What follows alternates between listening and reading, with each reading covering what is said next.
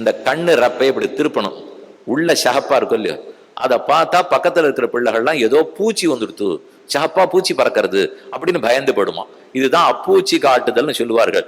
Matured சங்கமிடத்தான் நல் வேயூதி பொய்ச்சூதில் தோற்ற பொறையுடை மன்னர்காய் Batur பெறாதவன் பாரதம் கை செய்த அத்தன் வந்த பூச்சி காட்டுகின்றான், அம்மனே அப்பூச்சி காட்டுகின்றான்.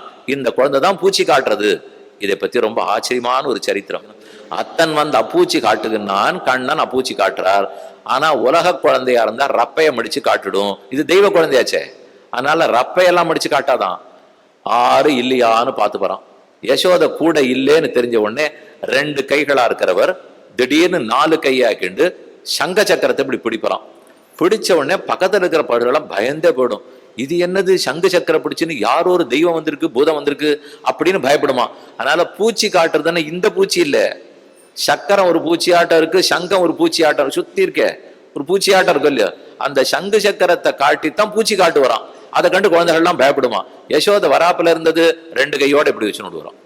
அப்போ ஒண்ணுமே தெரியாது இல்லையா. அதைத்தான் அத்தன் வந்து அப்பூச்சி காட்டுகின்றான், அம்மனே அப்பூச்சி காட்டுகின்றான் என்றார். முளையுண்ணல் அரவணையாய் ஆயரேரே அம்ம முன்ன துயிலடாயே இரவு முன்னா துறங்கி நீ போய் இன்னு முச்சி கொண்டதாலோ வரவுங்காணேன் வயிற சேர்ந்தாய் வனமனகள் சோர்ந்து பாய திருவுடையவாய் படுத்து நினைத்துத்தி பறகிடாயே. உனக்கு பால் கொடுக்கணும்னு எத்தனை நாள் ஆசைப்பட்டிருந்தேன், என்னுடைய மார்பகத்திலே பால் சுரக்கிறது, நீ எப்போது குடிப்பாயின் ஆசையோடு இருக்கிறேன் என்று பால் கொடுத்த பருவம். பாலையும் குடித்தார். வெளியில இருக்கிற பாலும் அம்மா கொடுத்ததும் 12 திருநாமம். அடுத்தது காது குத்தறதுக்கு ஏற்பாடு பண்ணிட்டான். உட்கார மாட்டேங்கிறார்.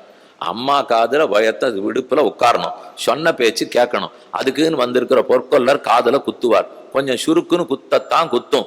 நாங்கள்லாம் பாப்பம் எவ்வளவு சுருக்குன்னு குத்த குத்த இத்தனை நாள் வாழ்ந்திருக்கோம். ஒரு தடவாவது அவருக்குன்னு சுத்துன்னு குத்தாதா. ஆனா அதுக்குள்ளே என்னென்ன பேர் சொல்லி கூப்பிடணுமோ கூட்டு விளையாட்டு காட்டணும். குழந்தைகளுக்கு மொட்டை அடிக்க வருவா, காது குத்த வருவா, அப்ப அவரே சொல்லுவார் ஏதானு கிளு கிளு பொம்மை காட்டுங்கோ, அதை பார்த்துட்டு இருக்கும்னால் இதுக்கு ஒரு பொம்மை, இது அந்த பொம்மைக்கெல்லாம் வசப்படாது. கேசவ நாராயண மாதவ கோவிந்த விஷ்ணு மதுசூதன திரிவிக்ரம வாமன ஸ்ரீதர ரிஷிகேஷ பத்மநாப தாமோதர 12 நாமத்தையும் சொல்லி கிளிபுகளை காட்டினா 2 நிமிஷம் திரும்பி பார்க்குமா. அது பார்க்கறதுக்குள்ள குத்தி விடணுமா. அதைத்தான் இந்த பாசுரத்துல சொல்றார். மண்ணெல்லாம் கண்டேன் மனத்துள்ளே அஞ்சி மதுசூதனனே என்னிருந்தேன் புண்ணேதுமில்லை காதுமறியும் பொறுத்திரை போ திருநம்பி கண்ணாயன் கார்முகிலே கடல் வண்ணா காவலனே முலை உணாயே. நீ காதை நன்னா குத்திக்கோ, அதுக்கு வேண்டிய நல்ல தங்கம் எல்லாம் போட்டு விடுறேன், இல்லேன்னு நினைக்காதே, மெது மெதுவா பெரிய பெரிய தோடா போட்டு விடுறேன், இப்போதைக்கு சின்னதா போடுறேன், காது இன்னும் கொஞ்சம் பெருசுன்னா பெரிய தோது போட்டு விடுறேன் இப்படின்னு வேடிக்கை காட்டி காது குத்தைய எடுத்து ஆச்சு. காது குத்தினா குளிக்க வேண்டாமா, மாட்டேங்கிறார். குளிக்க வர சொல்றதுக்கு 10 பாசுரம். வெண்ணெய் அளைந்த குணுங்கும் விளையாடு புழுதியும் கொண்டு திண்ணற விபிரா உன்னை தேய்த்து கிடக்க நான் விட்டேன் எண்ணெய் குளிப்பழங்கொண்டு இங்க எத்தனை போதும் இருந்தேன் நன்னலறிய பிரானே நாரணா நீடாரவாராய். இன்னைக்கு ஒன்ன குளிக்காம நான் விட போறதில்லை, குளிச்சா என்ன தருவேன்னு கேட்கிறார். அப்பங்கலந்த சிற்றுண்டி அக்காரம் பாலில் கலந்து சொப்பட நான் சுட்டு வைத்தேன் சோத்தம்பிரான் வா. அப்ப சிற்றுண்டி வெள்ளச்சீடை உப்புச்சீடை அதிரசம் சுய்யன் எல்லாம் பண்ணி வச்சிருக்கேன், குளிர்ச்சியானா சாப்பிட்டுடலாம். அவர் திருப்பி கேட்டார், எல்லாம் சரியா சொல்ற, அது என்ன குளிர்ச்சியானா சாப்பிட்டுடலாம் அப்படின்னு ஒண்ணு அவசியம் இல்லையா, நேர சாப்பிடலாமே. இல்ல ஸ்நாத்வா புஞ்சிதான்னு சாத்திரம் சொல்லி இருக்கு, குளிச்சுட்டு தான் சாப்பிடணும்னு. கண்ணன் திருப்பி சொல்றார், அது உங்களுக்கு தாயே, நீ சட்டத்தை எங்கிட்டயே சொல்லிட்டியானா, எனக்கு அந்த சட்டமெல்லாம் இல்லை, நான் குளிக்க வேண்டிய அவசியமே இல்லை, நீங்கள் குளித்தாலும் புனிதத்தன்மை அடைய போவதில்லை, நாம் குளிக்காவிட்டாலும் நாம் புனிதனே, பூப்புனை கண்ணு புனிதனோடு காப்பு நான் கட்ட கனா கண்டேன் தொழினான். நாம குளிக்கிறது அவன் திருவடி ஸ்ரீபாத தீர்த்தத்தாலே அழுக்கு களையுமா என்பதற்காக. அவர் திருமேனிக்கு அழுக்கும் இல்லை, எந்த அஞ்ஞானமும் இல்லை, குளிக்க தேவையும் இல்லை. ஆனா ஊர் ஊரா எத்தனை திருமஞ்சனம் நடக்கிறது. ஒரு பங்குனி உத்திரத்தன்னைக்கு தாயாரோட சேர்ந்து 18 தலைவை அத்தனை செலவை மாத்திக்கிறார் என்னால் பார்க்கிற சேவிக்கிற பக்தர்கள் நன்மை அடைவார்களா என்பதற்காக திருமஞ்சனமே தவிர கண்ணனுக்கு திருமஞ்சனம் முடிஞ்சு போச்சு, அடுத்தது தலைவாரி பின்னணும். இது பெரிய கட்டம். குளிக்க கூட வச்சுடலாம், நன்னா நீண்டு முடி வளர்ந்துருக்கு, சுருட்டையா இருக்கு, என்ன இழுத்து பிடிச்சு கட்டினா கூட புஷ்ஷுன்னு கையோட வந்துடும் போட்டு. ஆனா அவனை உட்காத்தி வச்சு கட்டி ஆகணும். கட்டுறதுக்கு சீப்பு வேணும். கட்டுறதுக்கு சீப்பு வேணும்னா காக்க வரணுமா, வாசல்ல காக்கா பறந்துட்டு இருக்கு, காக்காய கூட்டு கோல் கொண்டு வா, சீப்பு கொண்டு வா, குழல் வாராய் அக்கா அக்காய், இவ வாடுறேன்னு சொன்னா அந்த பிள்ளை ஒத்துக்காதான். காக்கா வார போறதுன்னு சொல்லணுமா, அப்பதான் அது அங்கேருந்து வரும். அது ஏன் காக்கா புறான்னு சொல்லக்கூடாது? அதனால் வெள்ளையா இருந்தா பிடிக்காதவருக்கு, கருப்பா இருந்தா தான் எதுவும் பிடிக்கும். அதனால அதுவும் கருப்பா இருக்கு, இவர் நானும் கருப்பா இருக்கேன். என்ன பின்னை மணாளனை பேரில் கிடந்தானை, முன்னை அமரர் முதல் தனி வித்தினை, என்னையும் எங்கள் குடிமுழுது ஆட்கொண்ட மன்னனை வந்து குழல்வாராய் அக்கா அக்காய், மாதவன் தன் குழல்வாராய் அக்கா அக்காய். காக்காய் வா, மாதவ பெருமானுடைய குழலை நீ தான் வாரி விடணும். வந்தது, அது கட்டப்பட்டு காக்கான்னு கத்தின்னு எத்தனையோ தலையை வாரி எடுத்து, வாரி கட்டி விட்டா கூட நிக்க மாட்டேங்கிறதே, அவ்வளவு சுருட்டையா இருக்கான். சரி அதாச்சு, அடுத்தது மாடு மேய்க்க போயாகணும், போய் கோல் எடுத்துன்னு வா அப்படின்னா காக்கைய போய் ஒரு கோல் கையில கோல் வச்சுருந்துதான் மாடு மேய்க்க போனோமா. வேலிக்கோல் வெட்டி விளையாடி விளையாடு வில்லேற்றி தாலி கொழுந்தை தடங்கழுத்தில் பூண்டு பீலித்தழையை பிணைத்து பிறகிட்டு காலிப்பெண் போவார்கோர் கோல் கொண்டு வா, கடல் நிறவண்ணர்கோர் கோல் கொண்டு வா. கோலை போய் காக்கா எடுத்துன்னு வந்தது. நான் போக மாட்டேன், என்னை எதுக்கு வேலை செய்ய அனுப்புறேன், பார்த்து பார்த்து தவம் இருந்து தானே பெற்றிருக்க, எல்லாரையும் வேலை செய்ய போய் சொல்லு.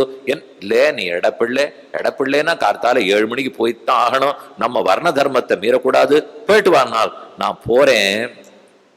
ஆனா அலங்காரம் பண்ணிட்டு போறேன், நீ அலங்காரம் பண்ணி விட்டாலாம் ஒத்துக்க மாட்டேன். ஆமா நான் உனக்கு பூச்சூடி விடுறேன்னு கூப்பிடுறா.